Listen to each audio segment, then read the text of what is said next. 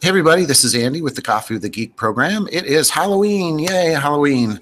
I wish I had that Google Hangout app where I could make a costume or something like that. But funny and true story, I went to a Halloween party this weekend dressed as a geek and a nerd with with the tape on the glasses, and no one thought I was in a costume. They all thought I was. This was a very sad Halloween story. I will not go as a geek ever again because I guess it's just me every day. With me today is Monica Burns. And Monica, like so many of my guests, really I meet through just following Twitter. And you post an amazing amount of great ideas and resources in the Edtech realm. So first of all, I'd like to thank you for joining me, and also tell me about your drink of choice today, since it is the Coffee with the Geek program. Well, thank you so much for having me. I do have an orange, more by coincidence than by Halloween, mug today from the folks at Edutopia. Usually my cabinet is just kind of full of EdTechy mugs from different events. And I'm drinking green tea with ginger today. So kind of a mid-afternoon pause. Yeah. Great. Well, your background in general, and I'll let you kind of go deeper into your background, but you were a New York City public school teacher. You said you were doing iPads with fifth grade, and now you're really an ed tech and curriculum consultant. So you go all over the country, and I'm going to talk a little bit about that. But if you could just kind of maybe talk about your background, and while you do, I'll bring up your website so that people can kind of see it, because there's great stuff on your website and a lot of great ideas and things that teachers can really dig into. So tell us a little about yourself professionally. Wonderful. So yes, I'm a former New York City public school teacher. I taught in the city schools for a number of years, and my last two were in grade 5 in a one-to-one iPad classroom, which was really a fantastic experience of being kind of one of the first sets of classrooms to go one-to-one with devices. You can see my site there, right? ClassTechTips.com, which I started to share some of my favorite free iPad apps and resources. But now, since it's been over 5 years since Class Tech Tips started, we actually relaunched the design of the site just about a week and a half ago. So you're looking at the brand new layout now. But what I do is I share just about every day new tips and strategies for teachers. So it started off with just free iPad apps, but now it's a wide range of Chromebook friendly, of course, iPad friendly, multiple device tools, really all the way from pre-K through 20. So Otis was at the top of the blog this week, Kudos Wall. So you can kind of get that chronological order when you scroll down the blog side. I've got my free stuff page, which is full of downloadables, ebooks, posters, graphic organizers, you name it. Lots of kind of extras for you to grab with whatever gets your attention and is exciting for you. I have my list of events and workshops there too. So I'm in schools a lot. I'm here, I'm home in New Jersey this week, so I'm doing New York schools last week and this week before heading out to Miami for Shift EDU, which will be my next event. You can see I was in Pennsylvania last weekend keynoting a local EdTech conference.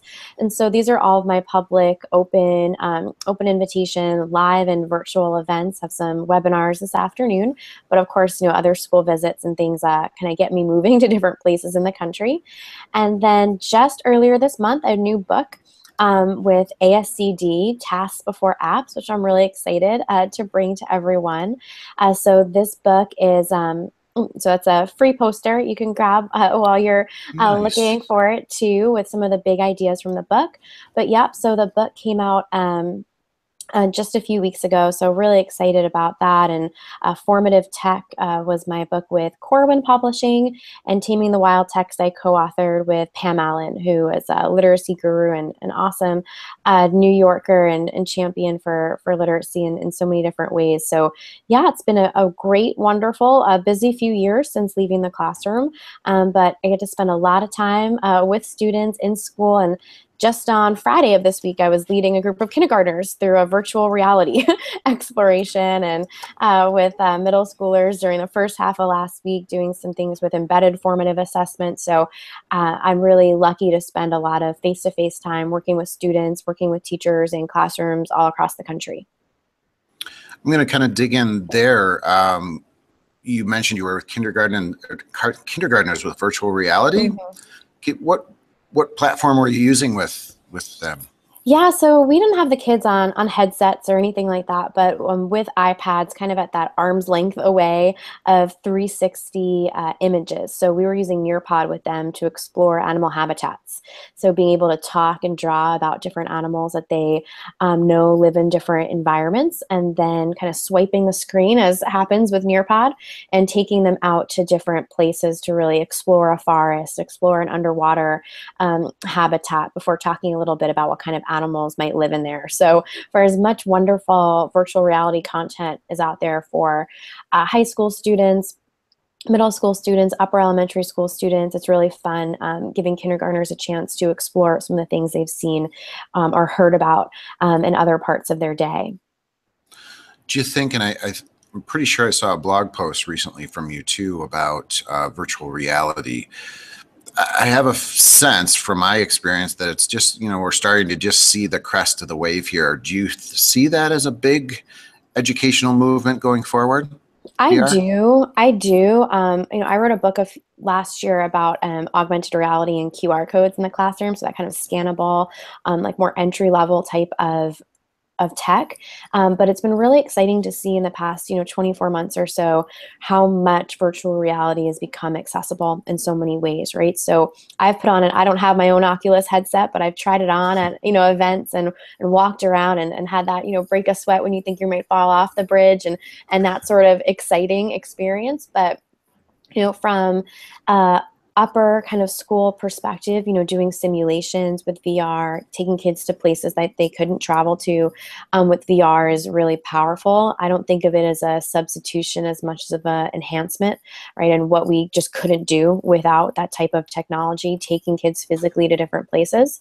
But then it's really nice, even on the more simple side of the spectrum, or 360 images, 360 video, that content and is becoming, produced at just such a faster rate, and the quality's grown so much. CNN, VR, BBC, Discovery Channel, right? They're uploading all of this high quality content to YouTube, making it really accessible.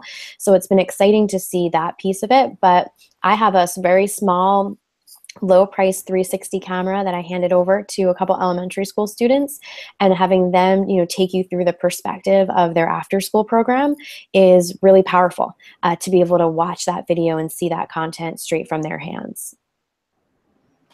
Well, I hadn't thought about that, but I think, I think in any technology, I think we often lose sight and it becomes just like a teacher tool rather than a student learning tool. Do you see VR being able to use that? You just gave the example of having students kind of outline their day, but can we, is the I guess the price point there to start doing that on a bigger scale? Yeah, I mean, it's the price right now you can get. I have an Insta 360, like a nano, very small, pops onto my iPhone, but you can actually put a SIM card into it if you don't have a device like that. And that's the same price point that a flip cam was, 5 or 6 years ago. So it's really, it's at that entry level. The quality is not as great as some of the higher end, like a Theta camera or something. But, I have a problem when people really knock content consumption a lot, right? Because that's so many wonderful things you can do to consume content on devices.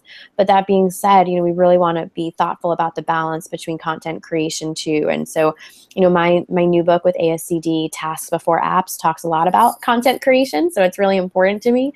So as much as there's, that huge now amount of, it's probably more accessible for students to get in from a content consumption level for virtual reality, I think there's a lot of possibilities to make that jump to getting them to be the creators of that content too. Okay, I'm going to maybe combine three perspectives for you into kind of a couple different questions.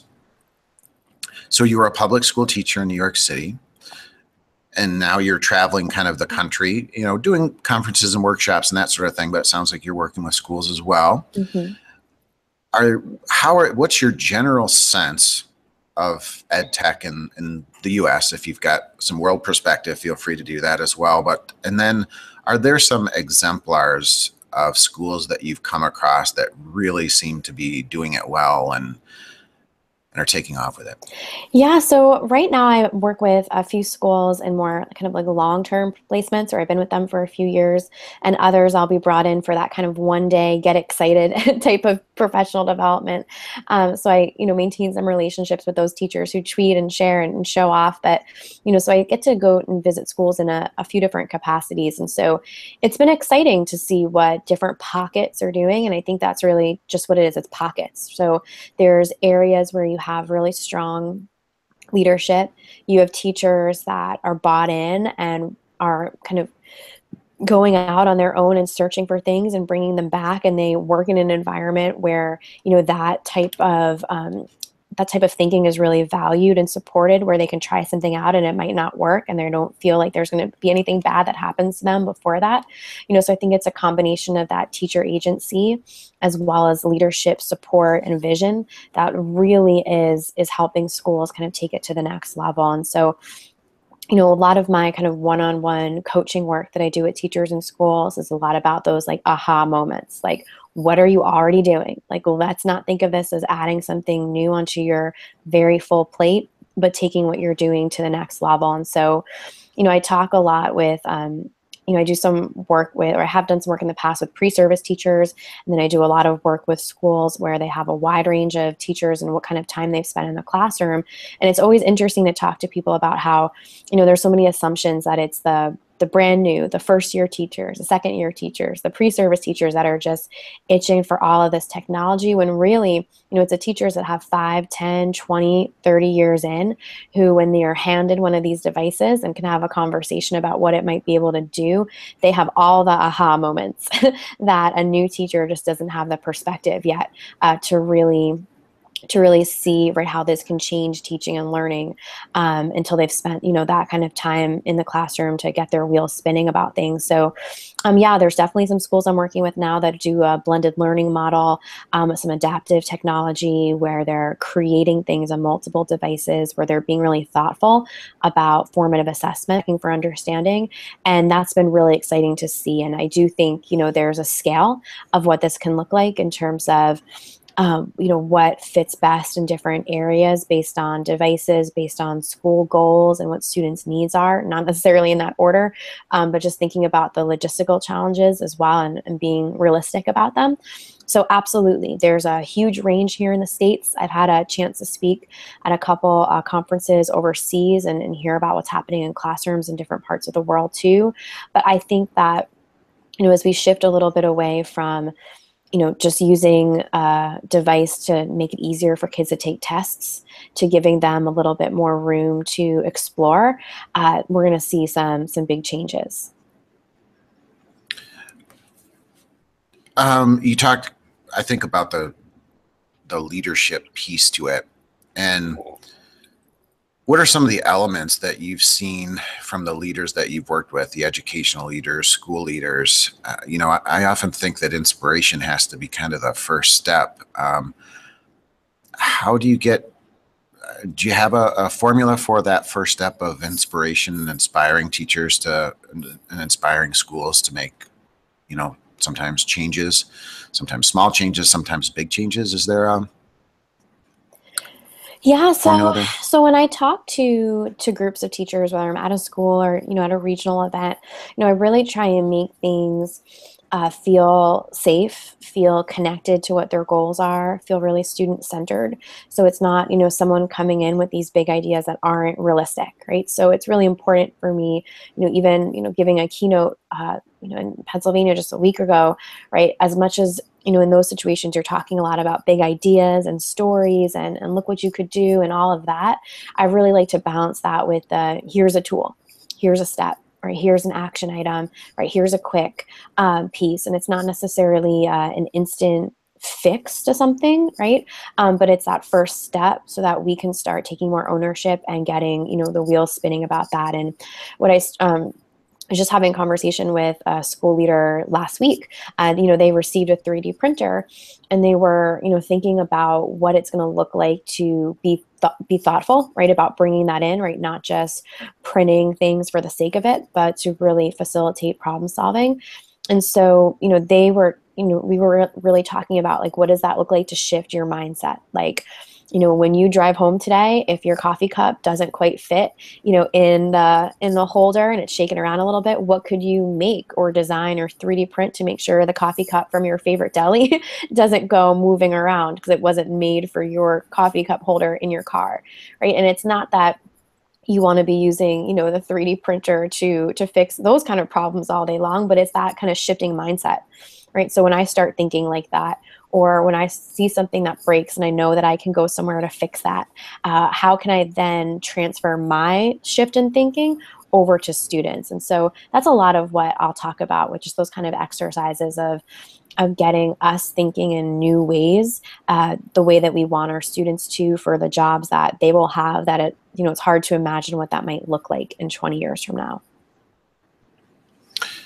So you've written several books. So tell me about your books, and I guess maybe the authorship process. Was that something you went into your career thinking I'm going to be an author, or how did those evolve or develop? Yeah, so I have Task Before Apps right next to me, my new book from ASCD, which I'm really excited about. Love the And title, by the way. thank you, thank you. Yeah, so this was a phrase that I started kind of using organically, in presentations, and I started titling presentations with it. And it really was something that I noticed resonated for people too. Sometimes we have our own kind of mantra, or I call it more of like my gut check, right? Like, is this, really what we want to be doing right now? Is this really, learning focus as opposed to just something that's kind of cool that I want to try out just because? And so that's really where this book came from. And, I did not go into my career thinking that I would be, doing this kind of work or sharing in this way.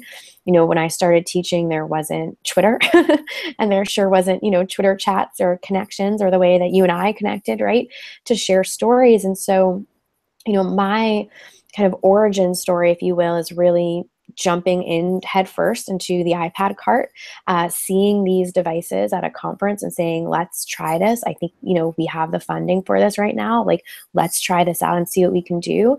And then going off and sharing that when with other people who also were searching for resources, and that evolved into my blog and writing in that way.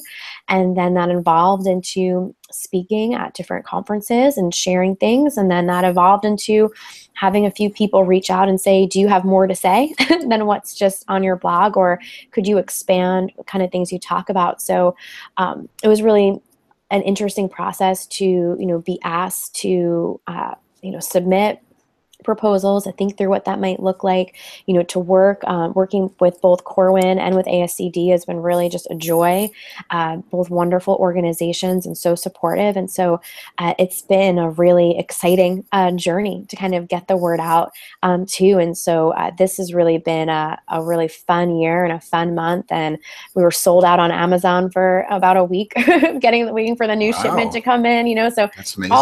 All those kind of things that I didn't think I would have to think about or understand, right, how those things work. When I first started my teaching career, it's been a really exciting ride. So what comes next? What are your projects you have in the works, whether it's workshops or books or what's new? So over the next year, got some great events on the calendar. Next month, or just tomorrow, right, November, I'll be down in Shift EDU in Miami. I'll be at West Virginia's Reading Association's conference, and NYSCATE, which is New York's ISTE affiliate. So I'll be there. Oh, awesome. Yep. Yeah, great. Yeah, I've gone the past couple years, and it's been really, really fun and not terribly far from where I am. So, I'll be up there all before Thanksgiving, with some school visits peppered in between. But this year, this summer, I should say, I partnered with the folks at Participate, which is an awesome organization. And so I've been doing some online courses through them. So they're self-paced courses.